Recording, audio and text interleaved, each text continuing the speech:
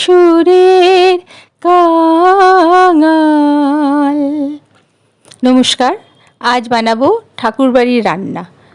মানে কবিগুরু রবীন্দ্রনাথ ঠাকুরের বাড়িতে যেসব স্পেশাল রান্না হতো সেই সব রান্নার মধ্যে একটা হচ্ছে মরিচ ঝোল। বিভিন্ন সবজি দিয়ে এটা বানানো হতো।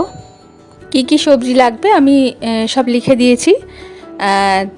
সবার আগে আমাকে একটা পেস্ট তৈরি করে নিতে হবে, সেটা হচ্ছে কালো জিরে আর কাঁচা লঙ্কা। কাঁচা লঙ্কাটা একটু বেশি দিলে ভালো হয়, আমার লঙ্কাগুলো খুব ঝাল, সেজন্য আমি দুটো লঙ্কাই দিয়েছি। আর ঝালটা নিজেদের পরিমাণ মতন বুঝে দেবেন, কিন্তু যেহেতু এটা মরিচ ঝোল একটু ঝালঝালই হয়, খেতে ঝালও হয় মিষ্টিও হয়। এতে লাগছে আপনার বাড়িতে যা যা সবজি আছে সব রকমই আপনি দিতে পারেন, যেগুলো আপনার পছন্দের সবজি। আমি দিয়েছি আলু, কুমড়ো, পটল, ঝিঙে আর বেগুন। এর মধ্যে বরবটি জাতীয় আরও অনেক সবজি যা আপনার পছন্দ দিতে পারেন। রান্নাটা করব সর্ষের তেলে। সর্ষের তেল গরম হয়ে গেলে দুটো কাঁচা লঙ্কা আবার চিড়ে দিয়ে দিলাম, বললাম মরিচ ঝোল তো লঙ্কা তো পড়বে কিছুটা। আর একটু হাফ টিস্পুন মতন কালো জিরে ফোড়ন দিলাম। এবার প্রথমে আলুটা ছেড়ে দিলাম। এবার পরপর সব সবজিগুলো ছাড়বো, যেগুলো শক্ত সবজি সেদ্ধ হতে দেরি হয় সেইগুলো আগে ছাড়বো। একটু নাড়াচাড়া করে ভেজে নিয়ে এবার ছেড়ে দেবো কুমড়োগুলো।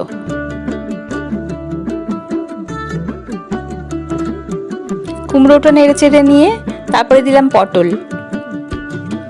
পটলটা যেহেতু একটু ভাজতে হবে, সেটাও একটু সুন্দর করে ভেজে নিয়ে এবার দিলাম বেগুনটাও একটু নাড়াচাড়া করে নেবো। আর সব শেষে দেবো ঝিঙে। যেহেতু ঝিঙেটা খুব তাড়াতাড়ি সেদ্ধ হয়ে যায়, সেহেতু ঝিঙেটা আগে দেবো না, সব থেকে শেষে ঝিঙেটা দেবো।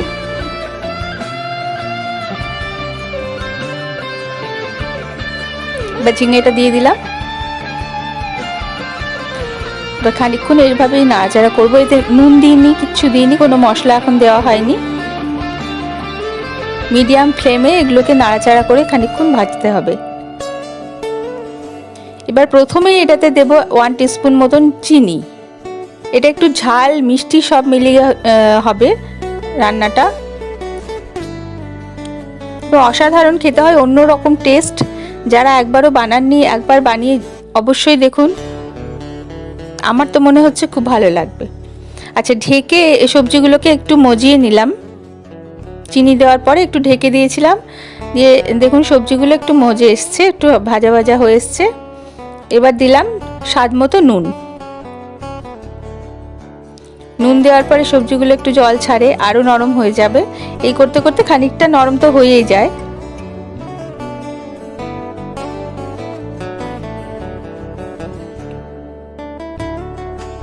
এতে কোনো হলুদ পড়বে না। এবার যে মশলাটা বেটে রেখেছিলাম কালো জিরে আর কাঁচা লঙ্কার পেস্টটা, সেটা এতে দিয়ে দিলাম। সবটাই দিতে হবে। এটাই হচ্ছে মেন মশলা, এটারই টেস্ট আসবে। ওটা দিয়েও একটু ভাজা ভাজা করে নেব, কাঁচা ভাবটা চলে যাবে।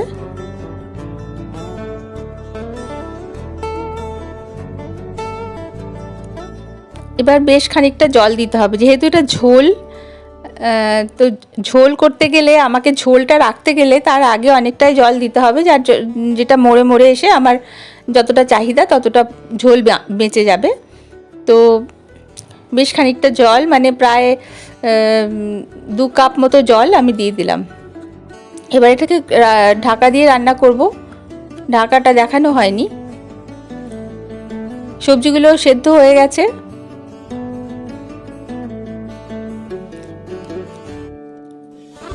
এবার আঁচটা বাড়িয়ে দেব, বাড়িয়ে দিয়ে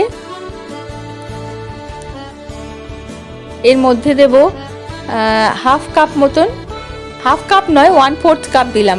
আমি খুব বেশি দিলাম না, 1/4 কাপ দুধ দিলাম। যে কোনো দুধ আপনি দিতে পারেন, গরুর দুধ, মোষের দুধ, বা না থাকলে মিল্ক পাউডার গুলেও একটু দিতে পারেন, তবে দুধ একটু দিতে হবে। সবজিগুলোকে একটু নাড়াচাড়া করে নেব, একটু খুব মাখা মাখা হবে না, এটা সবজিগুলো সেদ্ধ হয়ে গেলেই এটা তৈরি হয়ে যাবে। একটু দিলাম লাস্টে, একটু ঘি দিলাম, একটু গাওয়া ঘি দিলাম, এটাকে একটু ফুটিয়ে নেব। এবার ঢাকা দিয়ে একটু ফুটিয়ে নেব, তাহলে এটা তৈরি হয়ে যাবে। মরিচ ঝোল রেডি। এটা রুটি দিয়ে খেতে বেশি ভালো লাগে আমার মতে। আপনারা যেটা ভাত দিয়ে খেতে চাইলে ভাত দিয়েও খেতে পারেন, যেহেতু ঝোল এটা খাওয়া যেতেই পারে। খুব সুন্দর টেস্ট, একবার বানিয়ে দেখবেন। আর ঠাকুরবাড়ির ঐতিহ্যের নিদর্শন এগুলো, এই স্বাদগুলো ওনাদের রান্না থেকেই আমরা পাই। নমস্কার।